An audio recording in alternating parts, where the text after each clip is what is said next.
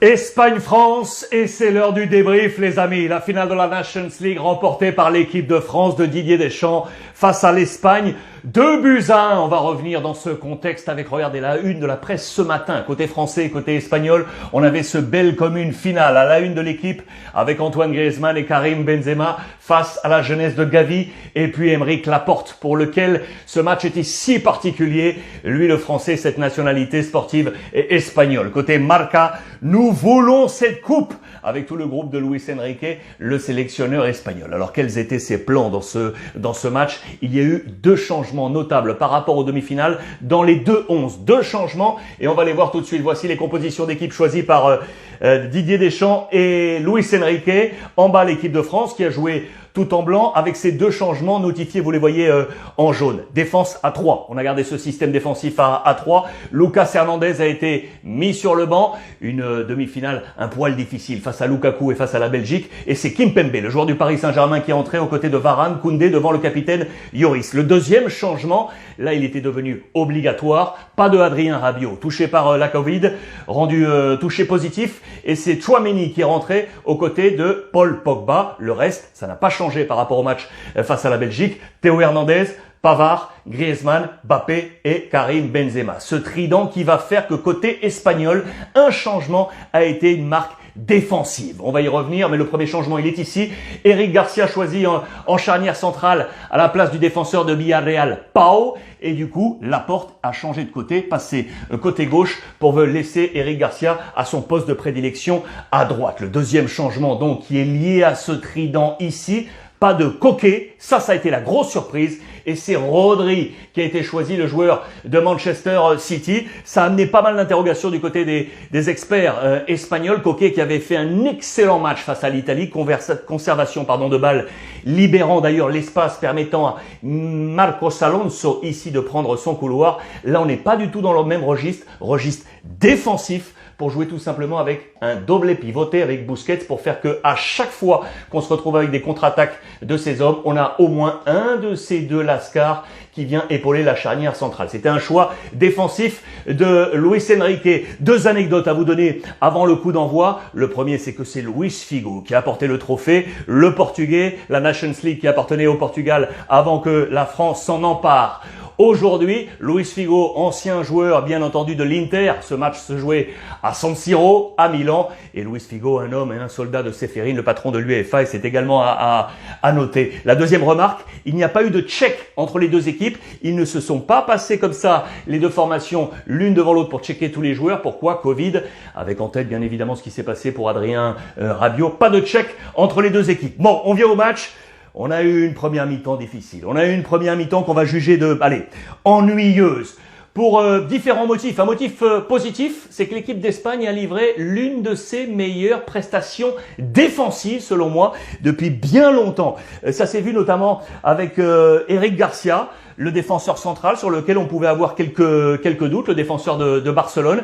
Il a été bon notamment dans l'anticipation et la vitesse. Et le deuxième, c'est le petit Gavi, qui une nouvelle fois, à 17 ans, a prouvé que défensivement comme offensivement, il était remarquable. L'équipe de France a été muselée, étouffée, pour preuve, à la mi-temps, aucune frappe de l'équipe de France. Allez, il y en a eu une de Karim Benzema, mais qui a été contrée, mais aucune frappe de l'équipe de France. Je vous montre d'ailleurs les positions moyennes des trois attaquants.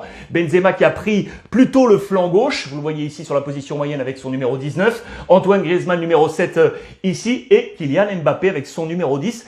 Regardez les zones de chaleur, c'est très éparpillé, pas très concentré. D'ailleurs, Karim Benzema principalement dans la première période est plutôt avec une zone la plus forte en phase défensive ici. On a été muselé, on n'a pas vu le trio offensif, on a manqué de chispa, comme on dit en Espagne, mais c'était également le cas côté espagnol. Une frappe, elle est pour Sarabia, le joueur du Paris Saint-Germain. L'Espagne qui a laissé l'équipe de France prendre le mordant durant les 15 premières minutes avant de prendre la possession de cette première mi-temps, mais qui aura été in fine assez ennuyeuse, entre 60 et 65% de possession pour l'équipe d'Espagne durant cette première mi-temps. Deux faits marquants dans cette première période. Le premier, c'est à la 31e minute avec un penalty demandé par les Espagnols pour un coude laissé comme ça derrière le ballon de Rodri sur un centre est venu heurter le coude de Koundé. Pas de penalty selon monsieur l'arbitre. Et la deuxième, malheureuse, c'est la blessure de Varane. À la 40e minute, sortie de Raphaël Varane, remplacé par Upamecano. Mi-temps ennuyeuse, mais la deuxième, les amis, la deuxième, on s'est régalé. On s'est régalé en deuxième mi-temps avec beaucoup de choses. La première, c'est que l'ami Luis Enrique a voulu rendre ce match plus électrique. Il a fait entrer à l'heure de jeu Jérémy Pino, qui aurait pu jouer donc titulaire à la place de Ferran Torres. Pino rentre à la place de Sarabia, poste pour poste ici. Pourquoi? Parce que Koundé vient d'être averti. Il va le charger ici à fond et essayer de passer sur le côté de l'ami Pavard, qui n'était pas forcément dans une grosse finale. Voilà qui est dit.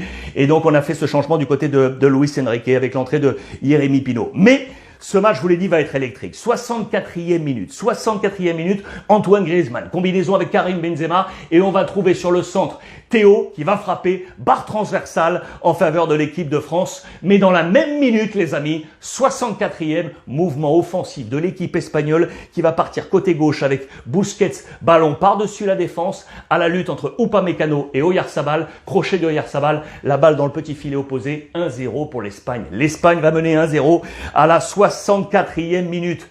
Mais tenez-vous bien, moins de 120 secondes plus tard. Moins de 120 secondes plus tard, Karim Benzema va ramener tout le monde. Karim Benzema encore, la 66e minute. Celui qui va peut-être aller chercher le ballon d'or, les amis. Le joueur du Real Madrid qui égalise à la 66e minute. Derrière, c'est un match de fou furieux. 68e.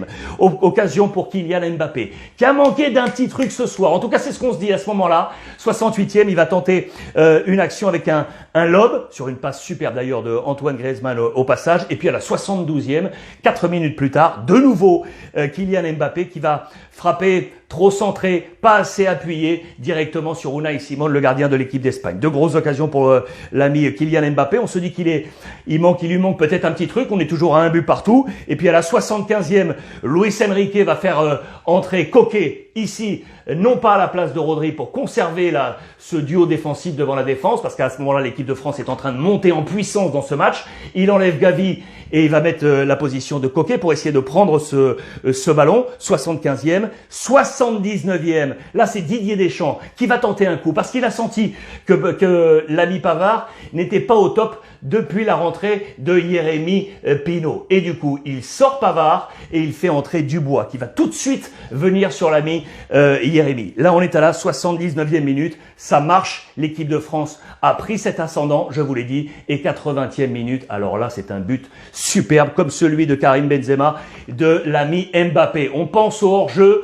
En tout cas, l'arbitre est allé vérifier une nouvelle fois avec la VAR. Les spécialistes espagnols ont clamé à la problématique et à la polémique. En tout cas, le but est validé. 2-1 pour l'équipe de France à la 80e. Luis Enrique va tenter le tout pour le tout. 84e, Merino et Fornals vont entrer en jeu à la place de Ferran et Rodri.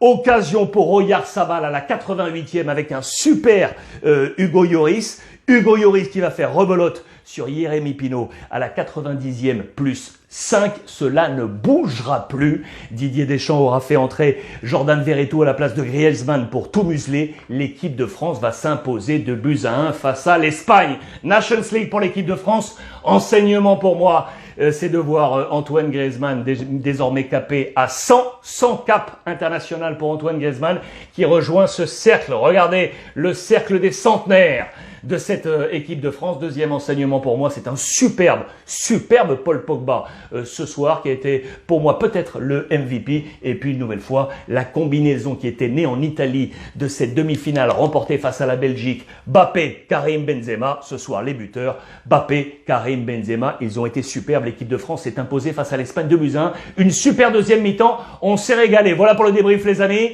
On se donne rendez-vous demain pour la revue de presse. Je vous embrasse et bonne nuit.